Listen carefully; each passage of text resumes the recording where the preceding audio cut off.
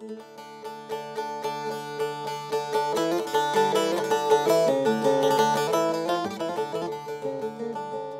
دەسوو وایە و گەڵا ئاماسەما بۆرێ مەلێ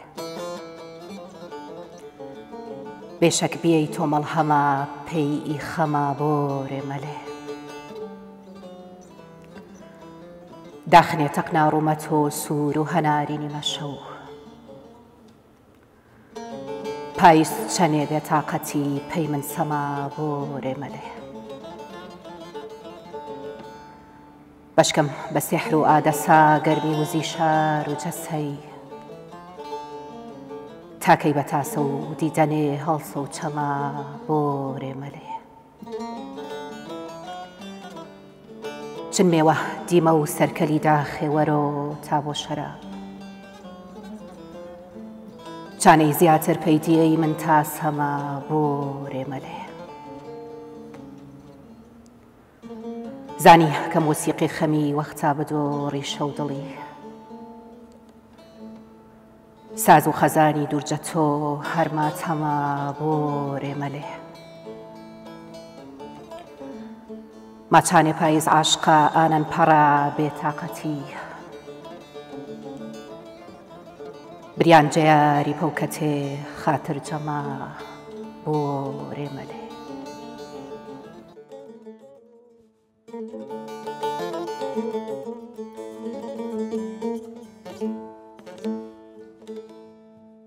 بینەرانی خۆشەویستی کەناڵی کوردستان 24 ئەم کاتە و هەموو کاتێکتان شاد فەرموون لەگەڵ ئەڵقەیەکی نوێی بەرنامەی قەلەندەرخانە بەرنامەیەم جارەمان تایبەتە بە لێدوان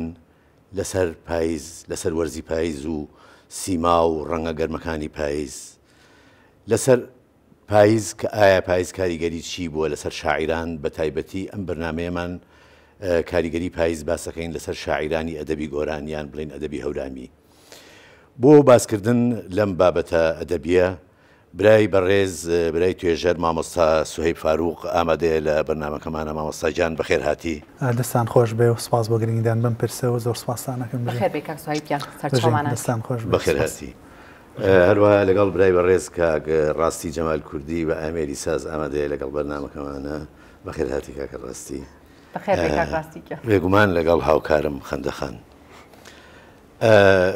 بێگومان مامۆستا ئەم تەوەرەی باسیەکەین تەوەرێکی تایبەتە تەوەرێکی دیاریکراویشە پاییز لە ناو ئەدەبیاتی گۆرانە ئایا ڕنگدانەوەی وەرزەکان لە ناو ئەدەبیاتی گۆران ئێمە زانین ئەدەبیاتی گۆران زۆربەی ئاڵوودەبوونە تێکەڵبوونە لەگەڵ سروشتە ئایا پاییز چییە لە ناو ئەدەبی گۆرانە گەر بتوانی بمان باس بکەیت دەستان خۆش بێ و دووبارە سوپاس لە ڕاستیە کاتێ باز لە پاییز دەکەین باس لە دەرکەوتێکی جیاواز و تایبەتمەندی سروش دەکەین لە کاتێکی دیاریکراوە ینی بە جۆرە لە جۆرەکان دەتوانم بڵێم پاییز جۆرێک لە دەرکەوتنی سروشتە لە ماوەی ئەو فترە زەمانیەیە کە لە دوای هاوینە دەستوێکە بۆ ئەکەوێتە نێوان هاوین و زستانەوە ئەم جۆرە لە دەرکەوت لە هەموو دنیا تایبەتمەندی و جیاوازی خۆی هەیە لە ناو هەورامانیشا کۆمەڵێک تایبەتمەندی خۆی هەیە کە ڕاستەوخۆ و ناڕاستەخۆ کاریگەریە لەسەر شاعران دەرکەوتەکانی پاییز لە هەورامانە حەسەب ئەوەی کە بە فۆرمە گشتەکەی شوێنێکی ئاسی و شاخاوی و بەرزە و هاوکات کانی و کارێز و جۆگە و چەم و ڕووباری جیاوازی لێەوە بە تەنیشت کانی و کارێز و ڕووبارەکانەوە دار و درەختێکی زۆر و زەبەندەی هەیە ئەمە وای کردووە جیاوازی نواندنی پاییز لە هەورامانە بەڕێک جیاوازتر بێ حەسەب ئەوەی کە مەسەلەن بە نمونە لادەیەکەوە بۆ لادەیەکی تر مەسەن ئەو لادەی کە زیاتر کوێستانە لەو لادەی کە بەر بەشە گەرمیانەکەی کەوتووە پاییز چ وەکو ڕۆدان چ وەکوەوەی کە لە شوێنێکەوە دەست پێ بکە و لە شوێنێکی تریانە کۆتایی پێبێ لەمەوە جۆرێک لە جیاوازی هەیە لە مەوزوعی باخەکان و جۆری گوڵۆگیا و مەسەلەن بینینی تابلۆکانی پاییزاوکو دیمنێکی سروشتی ڕەنگاڵی زۆر جۆرێک تایبەتمەندیە یەک نمونەی بەسیط جۆرێک لە درەختمانەیە پێوتری کوولەکە چنار لەو پێڕیا لەو پۆلەیە کە سەر بە چنار و با بڵێن پەڵگە لەو نوعایە لە پاییزە جۆرێک لە ڕەنگی تایبەتی هەیە توانم بڵێم هەموو ئەو ڕنگانەی کە ئێمە هەمان و بیری لە ئەیکەینەوە تەنها لەو درەختەیە خۆی ئەنوێنێ مەسەلەن لە سوور و تۆنە جیاوازەکانی لە زرد و تۆنە جیاوازەکانی لە ئەوڵی پاییزەوە کە دەست پێکە هەر ئەو درەختە بۆ خۆی وەکو بووکێکی ڕازاوی جوان ئەنوێنێ چ بچێتە سەرەوەی کەپرێکی مێو بێ چ بتێتە سەرەوەی مەسەن درەختێکی گۆیش بێ کە کەو بێ بەڵاڵو بێ هەموو ئەوانە ئەو بەشەی کە بەر شاخ کەوتووە دێمە کە ئاو نایاتێ با بڵێن لە هەورامانە ئەو بەشەشی کە ئاو ئەیگاتێ با بڵێن بەرئاوە بۆ خۆی دیمەنێکی عەنتیکە و ناوازە و جوانیە چ لەگەڵ ئەوەشە وەرزی بارانبارین و تەم و تەڕبوونی سروشت و شاخەکان و بەرێکی نسارە و بەرێکی خۆرەتاوە دیوێکی وشکە و دیوێکی تەڕە ئەمانە هەمووی یەک تابلۆی قەشەنگی جوان لەناو پاییزە دروستەکەن هاوکات لە دوای ئەوەش پەیوەندی کۆمەڵایەتەکان و ژیانی هەورامان لە پاییزاویش بۆ خۆی جۆرێک لە گرنگی و تایبەتمەندی هەیە لێرەوە شاعران بەر ئەم دۆخە ئەکەون و ڕاستەوخۆ و ناڕاستەوخۆ لەناو شاعرەکانیان ڕەنگەیەتەوە. بەڵێ مامۆستاگیان باسی سروشتی هەورامانە کرد دیارە سروشتێکی زۆر زۆر جوانی هەیە و شاعیری زۆر کەڵە شاعری زۆری تیا هەڵکەوتووە کێ بوون ئەو شاعرانی کە سروشتی هەورامان کاریگەری هەبوو لەسەریان و بە تایبەت بۆ پاییز شعریان نووسیوە نیمانە لەناو هەورامانە هەورامی بوو بێ یان لە دەرەوەی هەورامانیش هەورامی نەبوو بێ و هەورامانی بینی بێ و سەرسام نەبوو بێ بەو دۆخە ئەگەر لە ئەوڵەوە دەست پێ بکەینەمە لەناو ئەدەبیاتی فۆلکلۆری ئێمەیە پاییز بە چەندین دارومەلووری جیاوازەیە ئەمە بەس ئەو شاعرانە یان ئەو خەڵکە تەبیعی کە خۆی مەرجنیە شاعیرێکی دەرکەوتوو بێ شاعری بێت بێ پاشتر ئەوە مەولەوی هەیە بێسارانی هەیە جیهان ئاراخانوی پاوەی هەیە سەیدی هەیە ئەتوانین بڵێن لەناو پرسی پاییزە ئەکرێ بێسارانی بە سەرقافڵی هەمویان دابنین کە پاییز کەرەستێکی زۆر باشە بەدەست بێسارانیەوە و ئەگەر بڵێم 10 بۆ 12 بۆ زیاتر شعری بەتایبەت بۆ پاییز نووسیوە و یەکێ لە لێکۆڵینەوە باشەکان کە سەبارەت بە پاییزە لای بێسارانی هی مامۆسای بەڕێزم دکتۆر ئەنوەر قادرجاف مۆتیڤی پاییز لە شعرەکانی بێسارانیەکە بە گرنگیەوە ئاوڕێ لەیاوەتە ئەمە ناکاتەوەی شاعرانی تر نەیانوت بێ و پاشتر لە شعری نوێی ئێمە زۆر بە باشی ڕەنگی داوەتەوە و جۆرێک لە شعری نوێمانەیە پێوترێ غەزەڵی نوێ ینی ئەو شعرە کۆنانە نییە کە بە کێشی پەنجە نووسراوە لە سەردەمی مەولەوی و سەیدی و بێسارانی وانە لەم سەردەمە نوێیە پۆلێک شاعری نوێمانەیە غەزەڵی نوێ ئەنووسن بە کێشی عەروزی عەرەبی مەسەن لە نمونەی جەمالی قادرپور لە نمونەی پەروێزی هەر بە شێوە زمانی گۆرانی هەر بە شێوەزاری زمانی گۆرانی بەڵام بەکارهێنانی کێشی تر عەروزدا اینجا لە شعری نوێشا کۆمەڵێک خەڵکی باشمانەیە کە دیسان پاییز جێگە و مەکانەتێکی باشەیە ئەمەژە گەڕێتەوە بۆی ناکرێتەوە لە هەورامان نابێ و بەرپاییز نەکەوی ینی ئیمکانی ئەوەی نیە بەڵام گرنگ ئەوەیە تۆ چۆن بتوانانی تەوزیفیکەی مەسەڵەن لە سەردەمی پاییز لە سەردەمی بێسارانی و مەولەویە ئەکرێ جیهانبینی شاعران بەرامبەر بە پاییز جیاوازتر بێ ئەکرێت لە سەردەمی غەزەڵی نوێی ئێمە جیاوازتر بێ ئەکرێت لە سەردەمی شاعرانی ئێمە جیاوازتر بێ بە کۆی گشتی پاییزە وەرزی خەزان و خەم و ماتەمینی ئەوانەیە بە فۆرمە گشتێکە بەڵام لە هەر قۆناغێکا جۆرێک دەستکاری کرا و هەر شاعرێکیش بۆ خۆی سوودی لە مانا و مەدلول و کەرەسی جیاواز وەرگرتووە و پاییزی نواندوێتەوە لە شاعرەکانە دوا بە دوای حتمما ئەوە پرسیاریەوە چەند لای چەند شاعرێک بەجیا ئەوەسیەکەینەوە لەسەر تشکی قسەکانی بەڕێزت شعرێکی بێسارانیەکەین بە میوان کاک ڕاستی و کاک حەمید.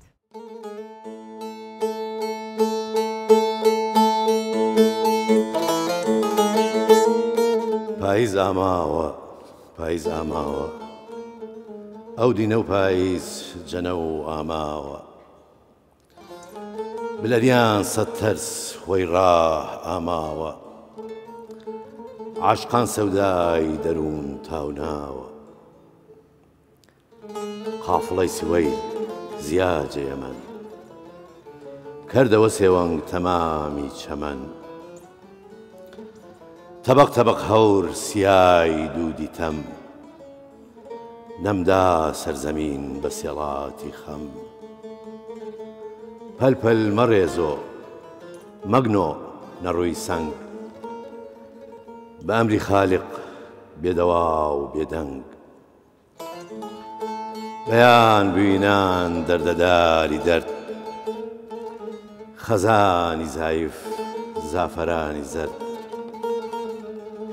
وەشڵەم بە خەزان پەی وێش بە زەرد ئەو جەوادەی وێش من جەتاوی دەرد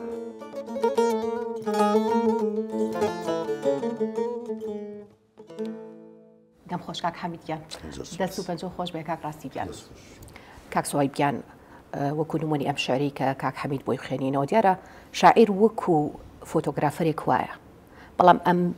بە وشە و بە دیمەن و بە نووسین وێنای ئەم فۆتۆگرافەرە ئەکا جیاوازی فۆتۆگرافەرێک لەگەڵ شاعیرێکا چییە کاتێک شعرێکە نووسێ بۆ پاییز ئایا هەر ئەو بینینەیە هی پاییز یاخود لە باکراوندا شتی تریشی لە پشتەوەیە دەست خۆش بە پرسیارێکی وردەم هەڵبەتە پرسی فۆتۆ پرسێکی هوەریە و پرسی شعریش پرسێکی هوەریە هەردووکیان لەوە سەر بە یەک قاڵبن یا سەر بە یەک مۆدلن کە پرسی هوەرە بەڵام جیاوازی فۆتۆگرافەرێک لەگەڵ شاعیرەکە لەو ڕوانگەوە جیاوازە لە پرسی فۆتۆە تۆ وەستاندنی لەحزەیەکی هەیە کە ئەتەوێت ڕامیکەی ئەتەوێت لە دەستی نەدەی ئەتەوێت بیگری جۆرێک لە کۆنتترۆلکردن هەیە لە ناو پرسی فۆتۆە لە ناو فۆتۆیە کەمتر ئەتوانی بگەڕێی بۆ مەدلولی جیاواز لە دالی جیاوازە پرسی دال و مەدلول پرسی ئاماژە بۆ کراوە ینی تۆ لە ناو فۆتۆیەکە لە حەزەیەک وێنە ئەگری کەمتر ئەتوانی هەڵوێستی جیاوازی لەسەر بکەی خوێندنەوەی جیاوازی لەسەر بکەی ئەمە بۆ شێوەکاری وانە شێوەکاری مەسافە هوەرەکەی زیاترە بەڵام لە پرسی فۆتۆیا وەکو وتم جۆرێک لە کۆنتترۆلکردنەیە لە پرسی شعرا فۆتۆ شعری یا سووری شعری جیاوازترە بە پێچەوانەی ئەمەوەیە لە ناو شعرا بەعکسی فۆتۆوە ئێمە هەوڵەین گیراوێک هەیە ئازادیکەین ینی لە شعرا ئازادکردنمانەیە بەڵام لە فۆتۆیە نەگیراوێک هەیە ئەمانەوەی بگرین ینی شعر سەر بەو دنیاەیە کە جۆرێک لە ئازادیتەیە عادەتەن دنیای زمان دنیای ڕاکێشان و هێنانەوە یەک و دۆزینەوەی پۆتانسیێڵی واتە تو فۆتۆ چوارچێوی هەیە بەڵام شعر چوارچێوی نییە ئەلبەتە ئمە باس لەو جۆرە شعرەکەین کە جۆرێک لە شعرە بەمانای ڕەسەنیەت و جۆرێک لە هوەر و جۆرێک لە داهێنات بەڵێ مامۆستا ئەڵێ وەکو ڕای زۆری ئەدیبەکان و کە دیارە پاییز لەناو ئەدەبی جیهانیشە زۆر جێگەی خۆی گرتوێتەوە ئەڵێ گۆڕانی دیمەنی سروشتە لە نێوان ژیان و مەرگە ئەمە واتاکەی پاییزە تەنانەت ئێمە کەرگەر لە کتێبی زەرادەشت وا دوانی چەکە باسیەکە کە باسی زەرادەشتەکە دۆکو و پەیامبەرێک باسیەکە ئەڵێ زەرادەشت بەزەی زۆر بە گەڵاکانە ئاهاتەوە کە ئەوەرین تەنانەت بە دیار گەڵایەکەوە دەستی ئەکرد بە گریان یعنی ئایا ئەم بابەتە کە وەکو ئاینێکی دێرینی کورد بەجێماوە ئەمانە کاریگەری خۆیان هەبوو لەسەر ئەدەبیاتی کوردی کە بگەنەوە ئەم زەمانە ئەکرێ ڕاستەوخۆ بێ وەکرێک ناڕاستەوخۆش بێ هەر لەو دێڕێی کۆتاییە کە لە بێسارانە خوێنتەوە وەشڵێن بە خەزان مەڕێزۆ نەخاک شتێکی لەو جۆری ود لە دێڕەکەی کۆتاییاڵێ ئەو لە بۆ ئازارەکەی خۆی و منیش بۆ ئازار بە خەزان پێی وێشمە بۆ زەرد پێی وێشمە بۆ جەوادەی وێش من جەتاوی دەر ئەمیان جۆرێک لە پێچەوانەی تایاڵێ خۆزگەم بە خەزان کە بۆ خۆی زەردەبێ ئەو بۆ وادەی خۆیە ئەو ئەرکی خۆی جێبەجێەکە بەڵام من لێرە بەپێی دەردەکەی خۆمەت لێمە جا پایز لە ئەدەبیاتی شەرقیە بەگشتی لەناو ئەدەبیاتی کوردیشە و لەناو ئەدەبیاتی هەورامیشە بەتایبەت کە مەقسەی لەسەرەکەین بە جۆرێک با بڵێن وان وێنراوەیان وا هەیە وەکو پیری وەرزەکان وایە وەکو وەرزی خەم و بێتاقەتیە لە بەرامبەریا بەهارمانەیە وەرزی بژانە و ژیانەوەیە جان لێرەوە پرسەکەی ئەوەی کە زەردەژوە هادووە ئەو چەمکێکی هێناتەوە لێرەوە بە جۆرە لە جۆرەکان یەکسانەمە منەمێ باس لەوە بکەم پاییز بۆچی وەرزی خەمە یانی ئەمە لە خۆوە نییە هەر خۆی دیمەنەکەی دیمەنی پاییز کە باڵە کێشێ بەسەر جیهانە و دنیاە و دۆخەکەیە ئێمە سیاچەمانێکمانێ سیاچەمانی تەموتەمەلولی پێوترێت بورە قسە گۆڕانی ڕەنگە ساردەکانە بۆ ڕەنگە گەرمەکان دقیق اینجا لە پرسی تەموتەمەلولاتەوە ئەو کاتەی مەسەنکە وەرزی باوباران دەست پێەکە یەکسەر تەمێک بەسەر مەسەن با بڵێن ئەگەردەیەک بێ ئەو دەیە بۆ خۆیەوە ماتەکە بۆ خۆیدایە پۆشێ بۆ چەند چرکێک هەستەکی لەژێر کۆنتترۆڵی تەمەکای ئەمە بێژگە لەوەی کە دیمەنی جوانی شەیە بەڵام بەگشتی ئەمە کراوە بێن لەناو هەورامانە و یەکێ لەو ئاماژانەی کە وەرزی خەمناکی پاییزە مۆزوعی گەڵایە کە بێسارانی زۆر بە وردی باسی کردووە ئیتر تۆ گەڵایەک بە سەوزی نابێنیتەوە هەمووی ئەوەرێتە سەر خاک و دیسان لەوێش بە جۆرێک جۆرەکان تێکەڵی خاکە بێتە و بەرەو مەرەگەڕ ئەمەیەکی تر لە مەدلولەکانێت یەکێکی تر لە مەدلولەکانی خەم لای پاییز بەتایبەت لە هەورامانە ئێمە هەوارمان هەیە لە سەرەتای وەرزی بەهارە هەوارەکان کۆچەکەن بۆ دوو شوێن یەکێکیان باخەکانن بۆ خانە باخەکان یەکێکی تریان بۆ سەر شاخەکان ئەوانەی کە ئاژەڵدارن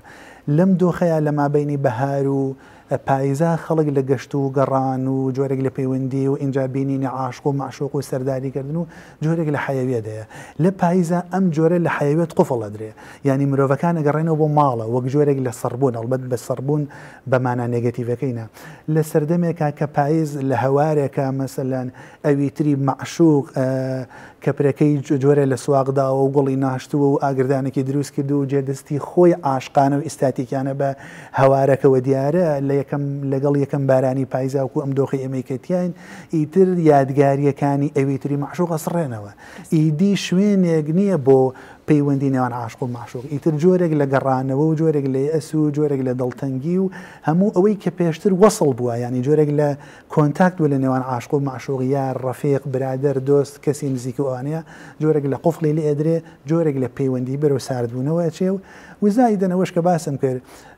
مۆزوعی گەڵا و کەوتنە ژێر خاک و وەرین و ئەوانە بۆ خۆی ئەوە کۆمەڵێک دالێن بمانەوە نەمانەوێت جۆرێک لە کۆدی خەماویانتیایە کە ئێمە لە ناو پایزایان بینەوە. کاک سۆیبیان دیارە من کاتێک ئامادەکاریمە کرد بۆ بەرنامەکە من لێرەوە زۆر سپاسی خاتوو چریکە هەورامیەکەم پەیوەندیم بۆ کرد بەسمان لەوە کرد کە هەورامان جگە لەوەی کەوە جوگرافیای هەورامان کاریگەری هەبووەکەوە ئەم شعرە پاییزانە بنووسرێ جگەی لەوە کولتوری هەورامان پێکەوە ژیانی ژن و پیا و پێکەوە وای لێ کردووە کە ئێمە قەڵەمی ژنیشمان هەبێت کە شعری هەورامی بنووسێ کە باسی ژوان ڕەحیمی کرد ئەبێ باسی ئەو قەڵەمە نوێیانم بۆ بکەی بە تایبەت خاتوونەکان کە لە هەورامانە شعرە نووسن و شعری جوانیان هەیە و شعری پاییزانەشە نووسن. زۆر باشە ئێمە هەر بۆ وەک ئەگەر وەکو زانیاریێکی خێرا و سەرپێی ئێمە هەر لە فۆلکلۆرە لە سەرەتاوە کە فۆلکلۆر ئەدەبیاتی عامەی هەمومانە لەوێش هەر دەنگی ژنمان هەیە ینی لە ناو هەورامانە خانمگەلێکی زۆرن کە شعریان وتووە ئێستا ماونەتەوە ئەزانی ئەمە دەنگی ژنە ینی هەستی پێ ئەەکەی دەمەکە قسەیەکە و ژنێک گوتوێتی و نووسراوەتەوە چ لە سەردەمی ئەدەبیاتی نووسراومانە جیهان ئاراخانمی پاوەی و مەسوورەی ئەردەڵانی و دایە تەورێزی هەورامی و دایە خەزاڵی سەرگەتی و چەندین نمونەی ترمان لە سەردەمی مەبڵێن شعری نوێشمانە لە نمونەی خاتوژوانی ڕەحیمیمان هەیە مەهوەشی دروستکارمان هەیە شنۆی ڕەحیمیمان هەیە شیلان کەریمیمان هەیە کۆمەڵێک دەنگی جیاوازمان هەیە لەو جۆرە پایز لای ئەمان پایزە کۆنەکەنیە کە لە ناو هەورامانەیە جۆرێک لەو پایزەیە کە لە ناو دی هەورامانە هەیە موتور بکرا بە پایزێک کە لەم ڕۆیە هەیە ینی تۆ هەستەکەی جۆرێک لە پایزە بینین لە ناو شعری نوێی ئێمەیە ئەگەر سەردەمانی ئەوسا شاعیرانی وەکو مۆلەوی بێسارانی باسییان لە جۆرێک پاییز کردبێ کە پەیوەندی بە لادێ و بە ئەشکەوت و بە چەم و ئەوانەوەیە هەستەکە ئێستا پاییز هاتووتە ناو زانکۆوە پاییز ناو زانکۆی سنەیە ناو زانکۆی مەریوانە بێگومان بیرکردنەوەکان بەرامبەر پاییز جیاوازە مەسەن وەکو وتم لە خیابانەکانە مەسەن کە گەڵایەکەوێ لە حەوشی زانکۆیە مەسەلەن ئیتر ئەو دووری نێوان عاشق و معشوقێک نییە کە زەمانێکی کردوونەتەوە لەوانەیە دووری نێوان عاشقێک و معشوقێک بکە یەکێکیان فەیسبووکەکەی داخرا و ئەویتر مۆبایلەکەی مەسەن بە جۆرە لە جۆرەکان لە شوێنێک بەجێشتوە لە داخلیایان لەم جی لە نوێیانی پایز لە ناو شعری نوێی ئێمە گزارشتەکانی جیاواز چەمکەکانە گۆڕێن دالەکانە گۆڕێن مەدلولەکانە گۆڕن. بەڵێ کاک سوهەیب اینەوە سەر بەرنامەکەمان گەر خەندەخان شعرێکی ترمان پێشکەشکە بە هاوکاری کاک ڕاستی.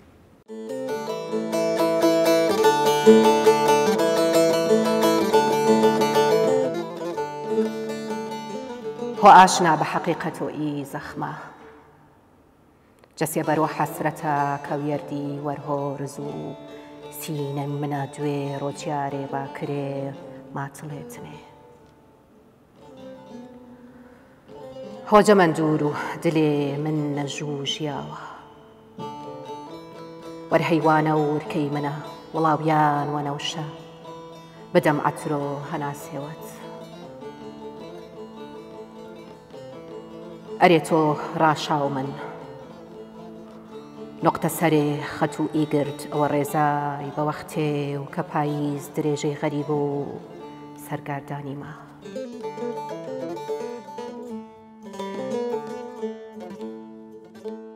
حرمەت و کلاسیکتەرین عەشقێ بە وەختێ و هەزار دەیجوور بێ مەجنونێ ئابێزان و شانامنێ خۆڵکم کەرە تا سەران و تەسلی ژیوای وەختێ و کە چارە کڵە و چەمەری کۆڵێمە و گێڵێنانە چۆڵی چڵا بەرزترین کۆڵانە و بۆ بەرزەڵینگینە چڕم پەنە. دەم خۆش خەندەخان مامۆستاجان بێگومان ئەم ڕەهەندی خۆی هەیە ئەم کاریگەریانە لە ئەدەبی کوردی ئێمە زانین کە کۆنترین جۆری ئەدەبیات ئەدەبی گۆرانە لە ئەدەبی کوردیە مێژوێکی زۆر دوور درێژی هەیە ئەو کاریگەریە بەجێماوە هەتاکو ئەم سەردەمەش مەسەرەن بۆ نمونە یەکێک لە شعرەکانی گۆرانە بینین کە شعرەکە هەر باسی جاوردەی پاییز سەوزی نەربوونەوە تا ئەگاتە ئەو دێڕانی کە ئاڵێ منیش لە دایکی تەبیعەت زاوم بۆش کردەوەی ئەو نابینێ چاوم کە ئێمە یەکێکە لە هەر شعرە شاکارەکانی گۆران بەڵام پێشکەشە بە گیانی بەرزی مەولەوی کەواتە کاریگەریەکە هەر لە ئەدەبی گۆرانەوە بووە. مەسەلەن وەرزەکان لای کەسێکی وەکو نالی کە باسەکرێ مەسەلەن ئەڵێ تێیدا ئومێد و بیم و گریە و سۆز بەهار و پاییز و زستان و هاوین، یعنی ئومێد و بیم کەواتە پاییز ترسە لای نالی، یعنی ئەوەش بە شێوەیەکی تر باس ئەکرێت. من ئەمەوێ باسێکی ئەو کاریگەریە بکەیت لەو دووریەی زەمەنەوە هەتاکو ئەم سەردەمە بۆ سەر شێوەزارەکانی تریش. دەستخۆش بە پرسیارێکی وردە زۆربەی زۆری شاعیرەکان نیان شاردوێتەوە و کاریگەریان لەسەرە کە بە گەڕان بەناو دانەدانەی شاعیرەکانە ئەوە ئەدۆزینەوە بە تایبەت کاریگەری مەولەوی بۆ دۆخی دواخی و چ لە ئەدەبیاتی گۆرانە چ لە ئەدەبیاتی سۆرانیەکە مەسەلەن لەسەر گۆران بە وردی هەیە لەسەر شێمازین مەولەوی هەورامیش نەبووە ڕێک دقیقاً وایە لەسەر دیلان و کامەران هەیە ئەمانە مەسەلەن حتا ئەو نمونەی گۆران پایس بووکی پرزەر من مات تۆزیز هەردوو هاودەرد هەموو ئەو ڕەنگە ماتە پێشتر ئەو جۆرە لە ماتی ئەو جۆرە تەشبیه ئەمە پێشتر لەم شعری هەورامانە هەمانە ماتم وێنەی سنگ زەردم چون خەزان دایم پێشمەوە چون مارانگەزان ئەمە ڕێک ئەوەیە دووبارە کراوەتەوە بەڵام بە فۆرمی خۆی ینی بە تامی خۆی و بە تەبیعەتی خۆی لە سەردەمی شێرکۆ بێکەسا تازەترین توێژینەوەکی خوێندومەتەوەی دۆستێکم بوو هەر بە ناوهێنانی مەولەوی نزیکەی 30 بۆ 30 ئەوەندە جارناوی مەولەوی هێنا هەر بە حەزور وەکوهێن ئیتر با ئەوە بووە لە کەرەسەکانی سروشتەوە کە وەریگرتو بە ڕاستەخۆ ناڕاستەخۆ حتا ئێمە دێ ڕێکمانەیە لە فۆلکلۆرە ئەردەشتن ئەرکا و ئەرکەژن ئەرکۆ ئەو هەر لامەیە و نەقشن شێوە تۆ ینی بۆ هەر شوێنێگە ڕۆم نەقشی شێوی تۆ دیارە ئەمە لای ئەحمەد هەردی بە وردی دیارە سەرنجی ڕێ ئەدەم ڕێگا هەموو شێوەی ئەویتایە وەکو دنیا لە ناوجوانی ئەوە توێ بێتەوە وایە ئەمە بڕێک ئاماژە بە فۆلکلۆر بم کاک حەمید لە ناو فۆلکلۆری ئێمەیە پاییز بەو مەدلو لە خەماویە زۆر جێگەیە مەسەلەن لە ئەوڵەوە بەو باسکراوە لە پاییزە بەرگی فەقیرەکانە دڕێ پاییز وەرزی دڕانی بەرگی خەڵکی فەقیرە حەسە بەوەی کە شوێنێکیان نیە بۆ گەرم بوونەوە بۆ خۆداپۆشین و بۆ ئەمانە پاییز جۆرێک لە نەخۆشیە جۆرێک لە سەرمای پێوەی کە پێوترێ پاییزە ڕێزیانە کەسێکە بەردۆخی سەرما ئەکەوێ جۆرێک لە نەخۆشی و لە ئەوەی بۆ دروستە بێ سەردەمە خەڵکی ڕەش و ڕووتی زیاتر خەڵکی زۆر بوو پاییزەکەش جۆرێک لە ئەوەی هەبووە ساردی ئەوەی زیاتر بۆ فەسڵەکان پاییز لە ناو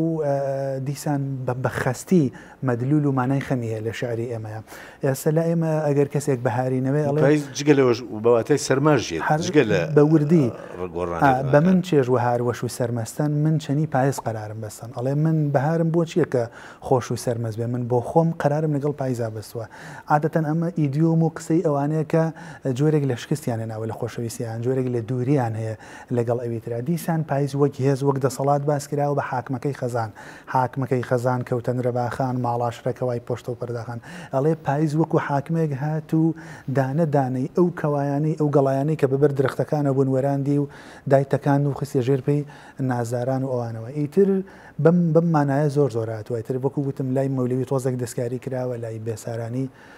تۆزێک دەستکاری کراوە ئەمەوێ ئاماژە بە دێڕێکی یان چەند دێڕێکی بێسارانی بەم لای بێسارانی باز لە کۆنەکەمانان نەکرێت کۆنەکەمانە ئەو تووڵانن کە ئەچەمنەوە باشە کە بە تەڕی ئەچەمێنەوە ئیتر دوایی کە وشک بوون هەر ئەو کەمانەوەیان هەیە ئەو چەمینەوەیان هەیە ئەڵێ کۆنەکەمانان باردێنەوە بەر هەر کام خەمتەرن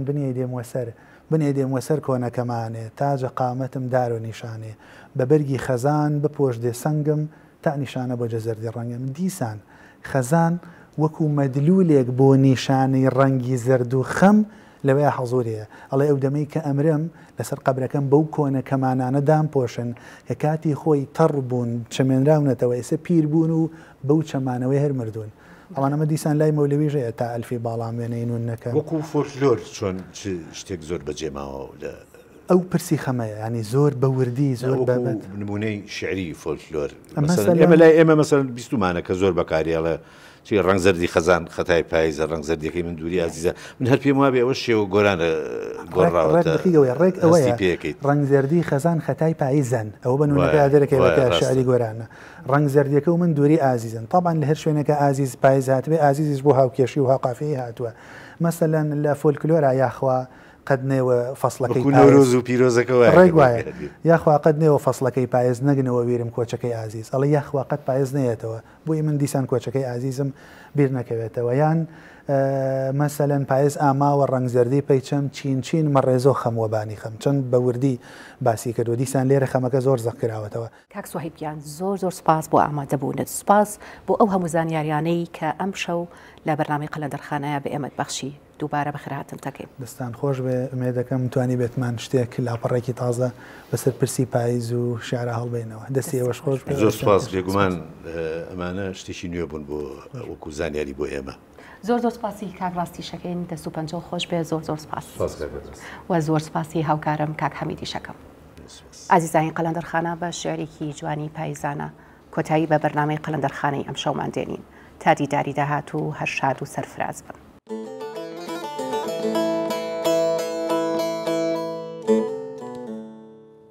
چون وەڵگە شادی من وای دووری لەی وەی شوم بەردەو هەرد نەو ڕشتەی سوەی جێجی سەرکاوان جەسەردی بین کەی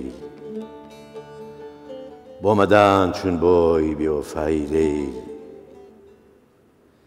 بێدەست بیچنار زیز و خاتر ڕێش بەڵ خاکش کەرۆ وە سەردا پەیوێش وی کۆڵ وەی وە کۆڵ پەی زەردانە دەرد ماسا و نەسەرا و ڕێزان هەرزان کرد کۆچ کردن خاسان چهرەی ئێڵاخان داوە هەمدا دیسان نەداخان ڕۆی حەشر دووری گردن بێگەردان بێوادە پیر کرد کاوان سەرهەردان